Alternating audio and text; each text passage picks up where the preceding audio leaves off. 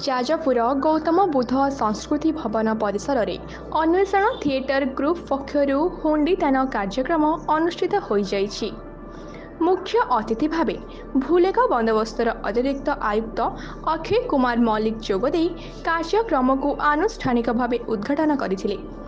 ରାଷ୍ଟ୍ରପତି ପୁରସ୍କାରପ୍ରାପ୍ତ ଶିକ୍ଷକ ଭୂପତି ଭୂଷଣ ମିଶ୍ରଙ୍କ ସଭାପତିତ୍ୱରେ ଅନୁଷ୍ଠିତ ଏହି କାର୍ଯ୍ୟକ୍ରମରେ ଅନ୍ୟତମ ଅତିଥି ଭାବେ ଜିଲ୍ଲା ମୁଖ୍ୟ ଚିକିତ୍ସାଧିକାରୀ ଶିବାଶିଷ ମହାରଣା, ଶିକ୍ଷାବିତ୍ ଦାମୋଦର ବେହେରା, ସମାଜସେବୀ ମୃତ୍ୟୁଞ୍ଜୟ ମିଶ୍ର, ସାମ୍ବାଦିକ ହରିହର ସ୍ୱାଇଁ, ଗ୍ରୁପର ସଭାପତି ବୃନ୍ଦାବନ ମିଶ୍ର, ସମ୍ପାଦକ ଅଭିମନ୍ୟୁ ମିଶ୍ର ପ୍ରମୁଖ ଯୋଗଦେଇ ଏହି ହୁଣ୍ଡିଦାନ କାର୍ଯ୍ୟକ୍ରମରେ ସମସ୍ତଙ୍କୁ ସାମିଲ ହେବାକୁ ଆହ୍ୱାନ ଦେଇଥିଲେ।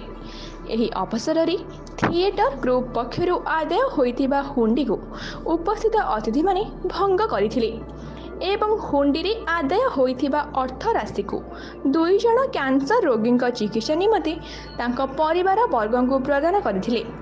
ପରିଶେଷରେ ଥିଏଟର ଗ୍ରୁପର ସାଂସ୍କୃତିକ ସମ୍ପାଦନ ଶଙ୍କର ସାହୁଙ୍କ ଜନ୍ମଦିବସ ଉପଲକ୍ଷେ ସାମାଜିକ ସଂସ୍କାରମୂଳକ ସଚେତନତା ନାଟକ ବୁନ୍ଦାଏ ପାଣିରେ ସମୁଦ୍ର ପରିବେଷଣ କରାଯାଇଥିଲା।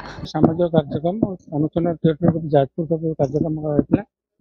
ହୁଣ୍ଡିଦାନ ପ୍ରତିଦାନ ଏହି ଅନୁଷ୍ଠାନ ତରଫରୁ କାର୍ଯ୍ୟକ୍ରମ, ଏହା ସାମାଜିକ କାର୍ଯ୍ୟକ୍ରମ। ଏହି କାର୍ଯ୍ୟକ୍ରମ ମାଧ୍ୟମରେ ଆଜି ସେମାନେ କିଛି ପବ୍ଲିକ ଠାରୁ କଲେକ୍ସନ କରିଥିଲେ ଏବଂ 2 ଜଣ କ୍ୟାନ୍ସର ପୀଡ଼ିତ ଲୋକଙ୍କୁ ଆଜି ସାହାଯ୍ୟ କରାଇଲେ। ଏହି କାର୍ଯ୍ୟକ୍ରମ ନିଶ୍ଚିତ ଭାବରେ ଆଗାମୀ ଦିନରେ ଅନ୍ୟମାନଙ୍କୁ ପ୍ରେରଣା ଦେବ ଏବଂ ସହଯୋଗର ହାତ ବଢ଼ାଇବ।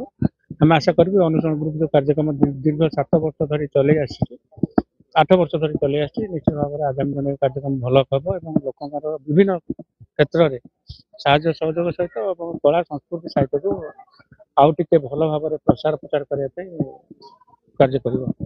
ସମସ୍ତ କର୍ମକର୍ତ୍ତାଙ୍କୁ ଧନ୍ୟବାଦ ଜଣାଉଛି ଏବଂ ଆଶା କରୁଛି ସେମାନେ ଏହି କାର୍ଯ୍ୟକ୍ରମ ଧାରାବାହିକ ଭାବରେ ଚଳାଇ ରଖିବେ। ଅନ୍ୱେଷଣ ଥିଏଟର ଗ୍ରୁପ ଯଦିଓ ନାଟକକୁ ଜୀବନର ଆଭିମୁଖ୍ୟ ରୂପରେ ଗ୍ରହଣ କରିଥିଲା, କିନ୍ତୁ ପରବର୍ତ୍ତୀ ସମୟରେ ସମାଜ ସେବା ଉପରେ ଅଧିକ ଗୁରୁତ୍ୱ ପ୍ରଦାନ କରିଛନ୍ତି, ଯାହା ଆଜିର କାର୍ଯ୍ୟକ୍ରମରେ ସ୍ପଷ୍ଟ ଭାବରେ ପ୍ରତିଫଳିତ ହେଉଛି। ସମାଜରେ ଯେଉଁମାନେ କର୍କଟ ରୋଗରେ ଆକ୍ରାନ୍ତ ସେମାନଙ୍କୁ ଯଥାଶକ୍ତି ସହଯୋଗର ହାତ ବଢ଼ାଇବାରେ ଅନ୍ୱେଷଣ ଯେଉଁ ଗୁରୁତ୍ୱପୂର୍ଣ୍ଣ ଭୂମିକା ଗ୍ରହଣ କରିଛି, ତାହା ନିଶ୍ଚିତ ଭାବରେ ପ୍ରଶଂସା ଯୋଗ୍ୟ, ଏଥିରେ ମାତ୍ର ସନ୍ଦେହ ନାହିଁ।